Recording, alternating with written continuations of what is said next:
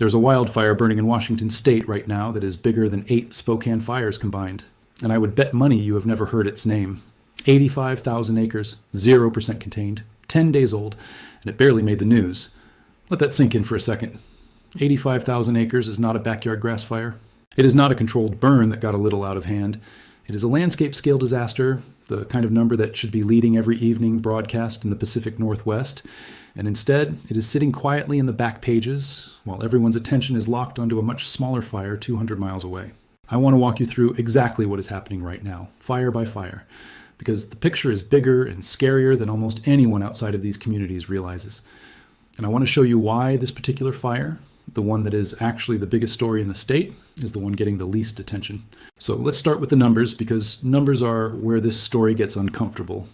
The 3 fires burning in and around Spokane, the ones you have probably seen all over your feed, have together burned somewhere around 10,000 acres. 10,000. That is Old Trails, Autumn Lane, and Fairview combined, all 3 added together. Now compare that to the fire I opened with. 85,000 acres. That is not double the size of the Spokane fires. It is not 5 times the size. It is roughly 8 times the size, all by itself, one single fire, and it has been quietly climbing for 10 straight days while national coverage barely mentions its name. That fire is called the Sinla Heeken fire, and if you have never heard of it before this moment, you are not alone, and that is exactly the problem I want to unpack. Before we get into the details, I need to be upfront about something, because this gets misunderstood constantly online. 0% containment does not mean nothing is being done. It does not mean crews have given up or that the fire is somehow uncontrollable in a supernatural sense. It means something very specific. It means firefighters have not yet completed a control line around the fire that they are confident will hold. That's it. That's the whole definition. A fire can stop actively spreading, can sit there smoldering and mostly quiet, and still be listed at 0% contained for days at a time. Because containment is a measurement of confidence in a boundary, not a measurement of how much fire is left. So when I tell you these fires are at 0%, I'm not telling you they are raging out of control in every direction at every moment. I'm telling you that nobody yet is willing to say where the line will hold. Keep that in the back of your mind as we go through this, because it applies to every single fire I'm about to describe. And before anyone accuses me of downplaying what is happening in Spokane, I want to be clear that I'm not comparing tragedy to tragedy and picking a winner. Human suffering does not work on a leaderboard. A family that lost their home in a Spokane subdivision is not living through something smaller or less real than a family that lost their home outside Tonasket. What I am comparing is coverage, attention, resources, and public awareness, because those things absolutely do work on a kind of leaderboard, whether we like it or not. And right now, that leaderboard is badly out of sync with the actual scale of what is burning across this state. Now, why does a fire 8 times the size of the Spokane fires get a fraction of the coverage? I have a theory, and I think it holds up. It comes down to population density, and it comes down to footage. Spokane is Washington's 2nd largest city. Roughly 230,000 people live in that metro area, all clustered together, which means when a fire threatens the edges of that city, you have enormous numbers of eyewitnesses with phones in their pockets. You have local news crews 5 minutes away. You have dramatic footage of flames silhouetted against rooftops, of families loading suitcases into cars, while smoke rolls down suburban streets. That footage is instantly shareable, instantly dramatic, and it travels the internet in hours. Now compare that to Okanogan County, where the Sinla Heeken fire is burning. Okanogan County has somewhere around 42,000 people spread across an area larger than the entire state of Connecticut. That is not a typo. An area larger than Connecticut, with a fraction of Spokane's population scattered across it. When a fire burns there simply are not that many people around to film it. There are fewer local news crews stationed nearby, and the footage that does exist tends to be distant aerial shots or official incident photos rather than someone's phone camera pointed at their own burning fence line. The tragedy is just as real. The evacuation orders are just as urgent. The families forced to leave with nothing are experiencing the exact same trauma as the families in Spokane. But the coverage follows the footage, and the footage follows the population, and that is how a fire 8 times larger ends up as a footnote. So let's actually talk about that fire properly, because it deserves more than a footnote. The Sinla Heeken fire started on July 26th, sparked by lightning in the Loomis State Forest, which sits north of the small town of Tonasket, not far at all from the Canadian border. When it started, it was a modest fire by wildfire standards, a few thousand acres, and crews from the local fire districts responded along with a Northeast Washington incident management team. But this is dry country, steep terrain, and it has been an unusually hot, unusually dry summer across the entire Pacific Northwest. And that combination turned out to be exactly the kind of fuel this fire needed. Within days, it had grown past 10,000 acres. By the end of July, it had crossed 30,000 acres. And then, in the span of about 48 hours over the first weekend of August, it more than doubled again, pushing past 70,000 acres. And as of the most recent reporting, it now sits at approximately 85,000 acres, still listed at 0% containment, with well over 700 personnel now assigned to fight it. To put the location in context, this is genuinely remote, rugged terrain. Okanogan County stretches from orchard country in the valleys up into steep timbered mountains that rise toward the North Cascades, and the specific ground the Sinla Heeken fire is burning through includes this Sinla Heeken wildlife area, a stretch of land managed for wildlife habitat that also happens to be laced with old logging roads, dry pine, and rolling boulder terrain. That makes building fire line extraordinarily difficult and dangerous. Officials managing the fire have specifically pointed to erratic terrain, rolling boulders, and standing dead trees, the kind that can topple without warning, as some of the biggest obstacles crews are facing on the ground, obstacles that slow down containment work no matter how many additional personnel get thrown at the problem. Think about that growth curve for a second. This is not a fire that spiked once and then leveled off. This is a fire that has been consistently, aggressively expanding for over a week straight, chewing through terrain west of the Okanogan River, pushing toward Palmer Mountain, toward Rattlesnake Peak, spreading along the south flank of Douglas Mountain and through the Sinla Heeken Valley. Itself. Level 3 evacuation orders, which is the highest level, meaning leave immediately, now cover a huge stretch of territory west of the Okanogan River, running from areas around Ellisford, up through the Pine Creek drainages, across the Loomis area, and up toward Aeneas Mountain, which happens to host critical communications infrastructure that crews are actively working to protect. Power has been knocked out across a wide stretch of the county, from Tonnisket all the way up to the Canadian border, which means on top of the evacuation orders, on top of the smoke, entire communities are also sitting in the dark. And here is a detail that I think gets lost in all of this. Washington actually had to bring in outside help for this fire that had never happened before in the state's history. A CAL fire incident management team from California was mobilized to Washington to help run operations on this fire, the first time that specific kind of cross-state teams. Activation has happened under the Regional Compact Agreement. That alone should tell you something about how serious this incident is being treated by the people actually fighting it, even if the wider public conversation is barely noticed. Crews are using natural terrain features, old roads, and scars from previous fires to try to slow the spread. They are evaluating additional roads as potential containment lines if the fire keeps pushing north. And they are having to adapt their tactics daily as wind direction shifts, because in this kind of terrain, wind is the variable that decides everything. All of this has already forced the closure of major public access points across the area. Sinla Heeken Road has been shut down between multiple creek crossings. Forest Service roads leading into the Loomis State Forest have been closed entirely, and popular recreation spots, including several lake access points and campgrounds that would normally be full of visitors in early August, have been emptied out and locked down for public safety. For a rural economy that depends heavily on summer tourism and outdoor recreation, that closure alone represents a significant financial hit layered on top of the physical destruction. A part of this story that almost never makes it into the coverage at all. Now let's pivot to the fire that is getting all the headlines, because it deserves attention too, just not 8 times more attention than a fire that is 8 times bigger. The Spokane area fires are actually 3 separate fires that ignited within hours of each other on a Saturday, all now being managed together and referred to as the Spokane Complex. There's the Old Trails Fire, the Autumn Lane Fire, and the Fairview Fire. Individually, they range from a few thousand acres to just over 4,000, and combined they add up to somewhere around 10 to 11,000 acres. Small compared to Sinla Heeken. But here's the thing that makes Spokane different, and it is not size, it is proximity to people. These fires ignited right at the edges of Washington's second largest city, in and around neighborhoods, subdivisions, places where tens of thousands of people actually live day to day. The human toll here has been devastating. More than 700 structures have been destroyed, and that number has been climbing as damage assessment teams work block by block through the affected neighborhoods, which means it is very likely to go up further before it stabilizes. Somewhere around 60 to 67,000 people were forced to evacuate at the peak of this event, which for context is close to a third of the entire population of the city. Residents have described coming home to find nothing but chimneys still standing where their houses used to be. One resident said her neighbor came back before she did and found their own backyard already on fire. These are the images that have been dominating the coverage, and honestly, they should be covered because this is genuinely one of the most destructive wildfire events in Washington state history in terms of structures lost. And then, just in the last day, this story took a dark turn that has made it even bigger news. Investigators arrested a 37-year-old Spokane resident on suspicion of first-degree arson in connection with the old trails, fire specifically, which is the most destructive of the three and the one responsible for the majority of the evacuations. According to the sheriff's office, witnesses reported seeing a man behaving suspiciously near the origin point of the fire right around the time it started, kneeling in the grass, later described as looking nervous before walking away.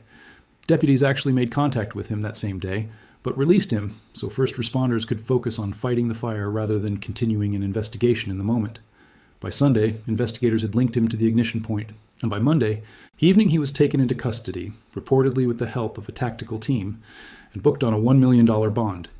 He is described as having a prior criminal record, and officials have said there is no evidence at this point connecting him to the other two fires burning in the county, which remain under separate investigation. He was expected to make his first court appearance shortly after the arrest. It is worth sitting with how quickly this investigation moved. From ignition on Saturday morning to an arrest on Monday evening is an extraordinarily fast turnaround for a wildfire arson case, and it reflects just how much scrutiny this fire has been under from the moment it started, precisely because of where it ignited and how many people it displaced almost immediately. Detectives were reportedly able to physically place the suspect at the exact origin point described by witnesses, which is the kind of direct physical link that makes an arson charge far more likely to hold up than a case built purely on suspicious behavior. Whether or not that holds up in court is a separate question, one that will play out over the coming months. But for now, the emotional impact on a community that has already lost hundreds of homes is immediate and raw. That arrest changes the entire emotional register of the Spokane story. What had been framed purely as a natural disaster, a consequence of drought and heat and bad luck, now has an alleged human hand behind at least part of it. And that is the kind of development that understandably generates enormous public attention, more shares, more outrage, more coverage. And I am not saying that attention is undeserved. Destroying 700 homes, allegedly on purpose, is an enormous story. What I am saying is that the emotional intensity of a story like this can crowd out coverage of a disaster that, purely in terms of scale and ongoing risk to people, is significantly larger and still completely uncontained. Which brings me to the third major fire I need to walk you through. Because if Sinla Heeken is the fire nobody's watching, and Spokane is the fire everybody is watching, this next one is the fire that changed overnight and deserves to be watched starting right now. This is the Little Giant Fire, burning in remote country north of Lake Wenatchee, in the Chihuahua and Entiat River drainages, right at the edge of the Glacier Peak Wilderness. It started back on July 15th from a lightning strike, so it has actually been burning even longer than Sinla Heeken, but for most of its life, it stayed relatively contained to remote, unpopulated forest, which is part of why it hasn't made headlines until recently. That changed dramatically over the past weekend. Driven by wind gusts as high as 50 miles an hour under a red flag warning, the fire made an explosive run. It jumped from around 31,000 acres on Saturday to nearly 39,000 acres by Sunday morning. And then it kept going, surging past 51,000 acres by Monday morning, an increase of almost 13,000 acres in a single day. But the acreage, honestly, is not even the most alarming part of this particular fire's story. What makes Little Giant genuinely unnerving is what happened at Lake Chelan. High winds pushed the fire to the shoreline, and then those same winds carried burning embers across the open water more than a mile in some stretches, and ignited a spot fire on the opposite shore, near a campground. A body of water can absolutely stop a wall of flame from crossing it directly, but it cannot stop an ember riding on 50-mile-an-hour wind. And that is exactly what happened here in the first week of August on one of the most popular recreational lakes in the entire state. Packed with campers and boaters, that spot fire triggered a new wave of evacuation orders on both sides of the lake. Level 3, meaning leave now, was issued for South Lakeshore Road from Pyramid Creek to 25 Mile Creek. Level 2 warnings, meaning be ready to leave, cover a stretch running from Fields Point to the 25 Mile Creek State Park area, including nearby residential streets and the park itself. And a Level 1 advisory, meaning stay alert, extends further out towards State Route 971. On top of the residential evacuations, every campground within those zones has been evacuated as well, which matters enormously because this is peak camping season on one of the most visited lakes in Washington.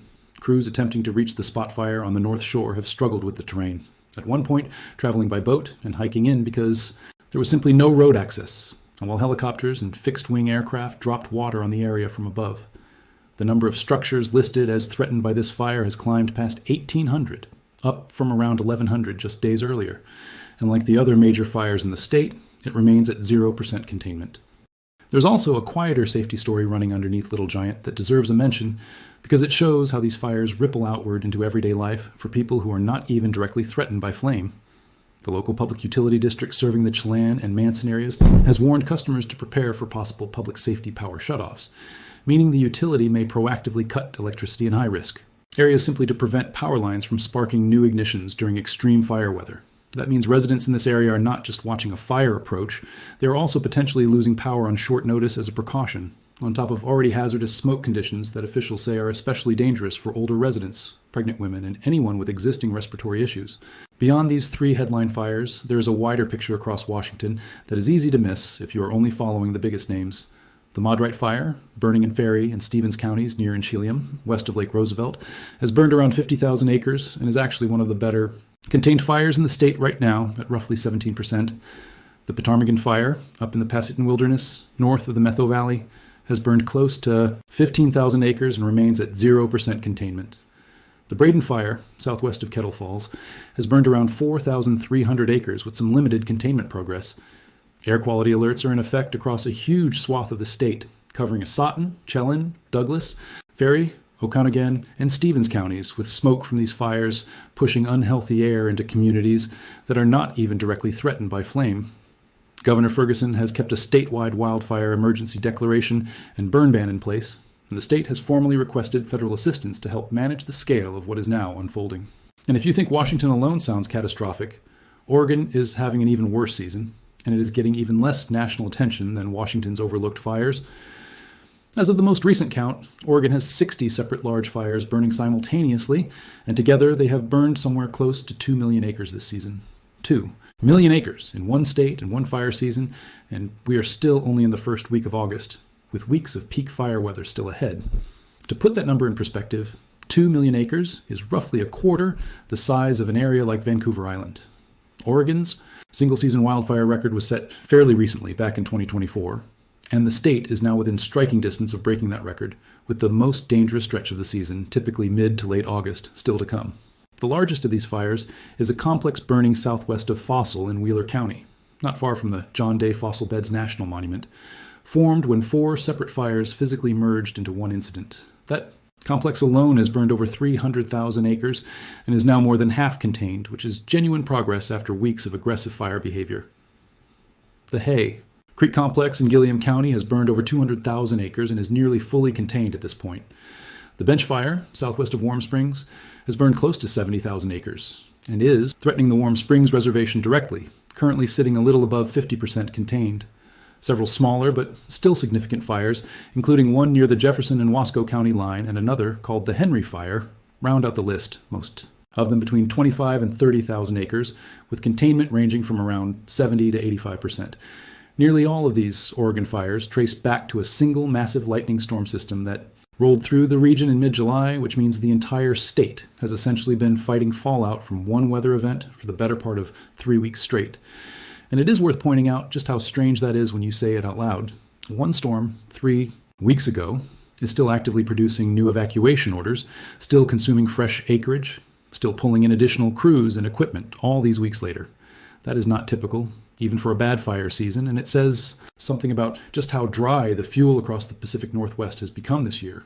Dry enough that a single lightning event can seed a fire season that keeps compounding on itself for the better part of a month. Zoom out even further, and the regional picture becomes almost overwhelming. Between Washington and Oregon combined, you are looking at well over 2 million acres burned this season already, dozens of active large fires simultaneously, tens of thousands of people displaced across 2 states, hundreds of homes and structures destroyed, at least one confirmed arson case under active prosecution, a first ever cross-state incident management team mobilization, and multiple state of emergency declarations still in effect. And all of that is happening in the first week of August, historically nowhere near the peak of fire season in this region.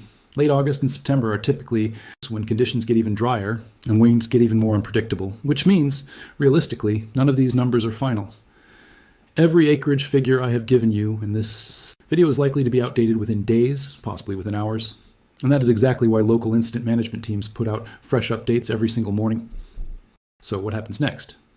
The honest answer is that wind decides almost everything from here, Every single fire I have described in this video, from Sinla Heeken to the Spokane complex to Little Giant to the sprawling Oregon complexes, is burning in terrain and conditions where the next gusty wind event can undo days of progress in a matter of hours, the way we saw happen at Lake Shellen this past weekend. Fire behavior across the region has generally moderated in the last day or so, which is genuinely good news, but forecasters are still flagging gusty wind as an ongoing concern heading into the next 48 hours, and that is precisely the window that determines whether these fires stay roughly where they are or make another dramatic run like the ones we have already seen twice this week. If you live anywhere near level 2 or level 3 evacuation zone right now, the advice from officials has been consistent and blunt. Be packed. Keep your vehicle ready. Do not wait for a level 3 order to start preparing, because these fires have shown repeatedly this season that they can jump from moderate to explosive in less time than it takes to load a car.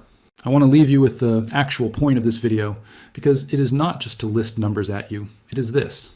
A disaster does not have to be the biggest one on the map to be the one that dominates the conversation, and it does not have to dominate the conversation to be the biggest one on the map. Right now, tonight, there's a fire in Okanogan County that is roughly 8 times the size of the fires that have captured the entire country's attention this week, burning through. Communities most people outside Washington state have never heard of, forcing the exact same kind of evacuations, causing the exact same kind of fear, and getting a small fraction of the coverage. That is not a criticism of anyone following the Spokane story, because that story is real and it is devastating and it absolutely deserves attention, especially now that arson is part of it. It is simply a reminder that the size of a headline and the size of a disaster are two completely different things. And if you only follow the fires with the most dramatic footage, you are going to miss the ones that are actually reshaping entire counties while nobody is watching. I will keep tracking all of these as the numbers change, and if any of these fires make another significant run in the next day or two, I will be back with an update. Stay safe out there, and if you are anywhere near any of these fire zones, please take the evacuation orders seriously. One last thing before I go. If you have friends or family anywhere in north central Washington, in Okanogan County, around Tonasket or Loomis or the Sinla Heeken Valley, send them this video, or at the very least, send them a message asking if they are okay. These are exactly the kinds of communities that fall through the cracks of national coverage, and sometimes the fastest way information travels is not through a news alert, it is through someone who cares enough to check in directly. That is genuinely how a lot of these evacuation warnings end up, reaching people in time. Drop a comment if you have any updates from the ground in any of these areas, and I will pin the most useful ones so other viewers dealing with the same fires can see them too.